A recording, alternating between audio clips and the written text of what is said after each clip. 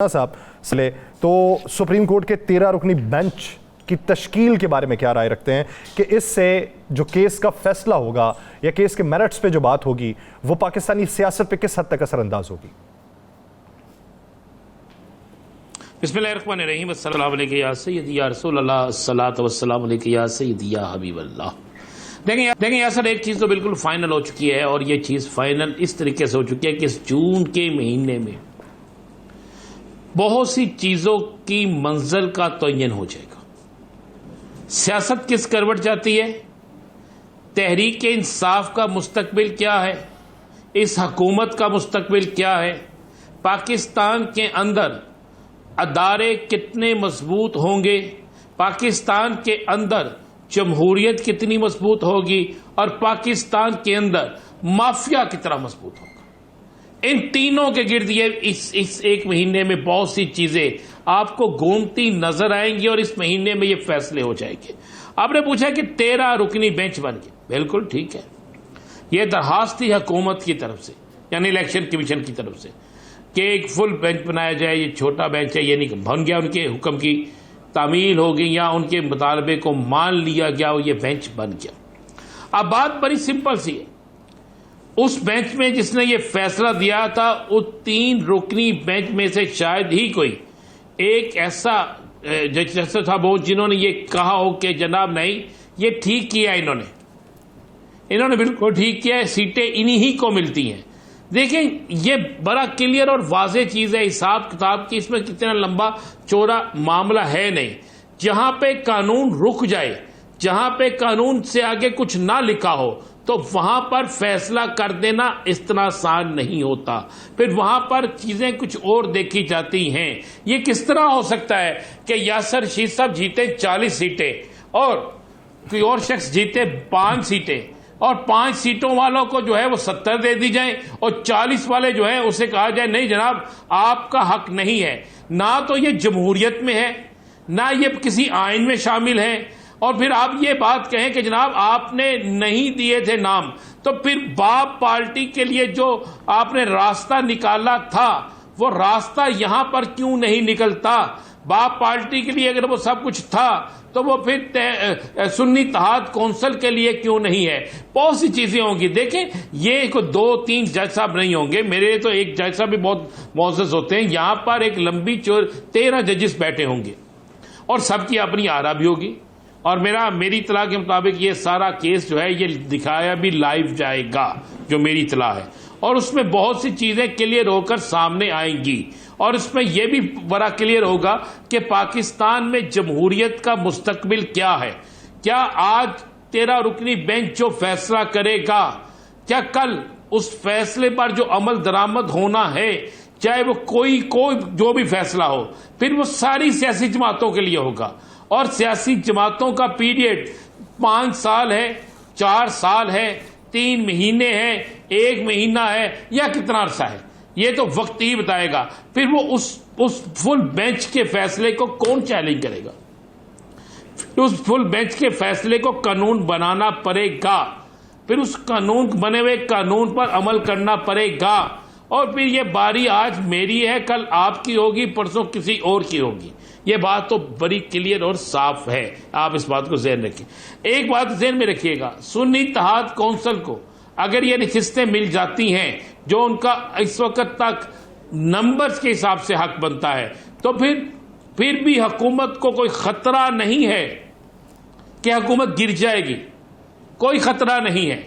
हाँ, एक है कि हुकूमत किसी ऐसे मामले को नहीं कर सकती, 2/3 अक्सरियत से जो चीजें कर सकती थी वो नहीं कर सकती, वो नहीं हो सकती। अच्छा, अगर हुकूमत के हक में फैसला भी हो जाए तो आप आज मेरी इस बात को नोट कर लीजिएगा, फिर भी बहुत से फैसले हुकूमत करना चाहे भी तो नहीं कर सकती। अब हालात वो नहीं है, अब बहुत सी चीजें चैलेंज हो जाएंगी, अब बहुत से रवैये तब्दील हो जाएंगे। आप बजट को गुजरने दें, اور اس کے بعد آپ بہت سی چیزوں میں تبدیلی دیکھیں گے. یہ تو بہت اچھی بات ہے کہ 13 رکنی بینچ جو ہے وہ کرنے جا رہا ہے, فیصلہ کرنے جا رہا ہے. ڈے ٹو ڈے ہیئرنگ ہوگی, ساری چیزیں سامنے رکھی جائیں گی. تو پھر اس دن سے لے کر جب باپ پارٹی کو آپ نے یہ سہولت دی تھی وہ بھی سامنے رکھی جائے گی, اور اسی میں یہ بھی ڈسکس ہوگا. ذہن میں رکھیے گا, اسی فیصلے میں کوئی نہ کوئی وکیل یہ ڈسکس کرے گا کہ یہ سیٹیں چھینی کیوں گئی, انتخابی نشان کو کیوں لیا گیا. ڈسکس کیا جائے گا کہ اے این پی کو رعایت مل سکتی ہے تو ان کو کیوں نہیں. یہ بھی ڈسکس کیا جائے گا کہ جناب صدر پاکستان کے الیکشن مسلم لیگ نون کے تھے, اس الیکشن میں کوئی نامزد کا امیدوار سامنے نہیں آیا, بلا مقابلہ ہوئے ہیں, اس پر تو کچھ نہیں کیا گیا. اچھا رانا صاحب, آپ کیا سمجھتے ہیں کہ عدلیہ کے خلاف یا اس میں سر یہ جب فیصلہ ہوگا, اور فرض کر لیں مفروضے کے اوپر بات کرتے ہیں, اور یہ سنی اتحاد کونسل کو جائے گا, تو وہ جو الیکشن ہوئے صدر مملکت کے یا چیئرمین سینٹ کے, تو کیا وہ بھی کالعدم نہیں ہو جائیں گے؟ نہیں, کچھ بھی نہیں ہوگا. اس کی بجائے میں آپ کو بتا دیتا ہوں, یہ فیصلہ جو بھی ہوگا اگر اس کے حق میں جائیں گے تو یہ نہیں ہو سکتا. اس لیے کہ اتنی زیادہ تعداد نہیں ہے کہ جس سے آپ صدر کے عہدے پر آپ سمجھیں کہ کوئی فرق پڑتا ہے. سینٹ کے انتخابات کے سینٹ کی نشستوں پہ فرق پڑ سکتا ہے, صرف سینٹ کی نشستوں پر, چیئرمین سینٹ پر بھی نہیں. یہ بات ذہن نشین کر لیجیے گا, وزیر اعظم پر بھی نہیں. آپ ان کو گنتی کر کے دیکھ لیں نا, اگر آپ اس گنتی کو دیکھتے ہیں تو یہ ساری چیزیں ہوں گی. آپ ذہن میں رکھیے گا, یہ نہ سوچئے گا کہ یہ جو مقدمہ چلنے لگا ہے یہ مقدمہ ان سیٹوں کا ہے جو محسوس نشستیں ہیں. اس مقدمے میں بہت سی چیزیں آپ کو ایسی سامنے نظر آئیں گی, بہت سے سوالات کے جوابات بہت سی جگہوں سے بہت سے لوگوں کو دینا پڑیں گے, کیونکہ اس میں وجہ یہ ہوگی کہ کیوں گئے سیٹیں بھائی. وہ کہتا ہے جناب ان کے پاس تو انتخابی نشان نہیں تھا, کیوں چھینا گیا بھائی. اس کے بعد وہیں پہ سوال اگر ہو جاتا جناب ہم نے دوبارہ الیکشن کرایا, پھر یہ ہوا, پھر الیکشن کرایا, پھر یہ ہوا ہمارے ساتھ, پھر ہم سے 7 سوالوں کے جوابات مانگیں گے, باقیوں سے نہیں مانگے جا رہے. باقی فلاں نے کرایا, فلاں نے کرایا, فلاں نے کرایا, فلاں نے کرایا, فلاں کو بلا مقابلہ بنا دیا گیا, فلاں کے ساتھ ایسا کر دیا گیا. تو پھر یہ چیزیں تو نکلیں گی نا. آپ مت سوچیں, آپ اس ذہن میں رکھیے گا پنڈورا باکس کھلنا ہے, ایسا پنڈورا باکس کھلنا ہے جس میں کئی چیزیں موجود ہیں. یہ ایک ایسا ڈبہ ہے کہ جس ڈبے کے اندر مختلف چیزیں موجود ہیں, ایک چیز نہیں ہے, 101 چیز اس میں موجود ہے جو کھلنی ہے. اس سماعت کے دوران اگر اجازت ملی کہ جناب آپ بول سکتے ہیں, آپ لکھ سکتے ہیں, تو آپ کو ٹی وی ٹاک شوز پہ ہوتے ہوئے نظر آئیں گے. اور اس کے بعد آپ کو پتہ ہے اس سے فوری بعد ایک اور کیس بھی ہے, اور وہ کیس جو ہے آپ کو پتہ ہے توہین عدالت کا کیس ہے, جس میں خود میرے چیف جسٹس صاحب یہ کہہ چکے ہیں کہ بادی النظر میں یہ توہین عدالت ہے.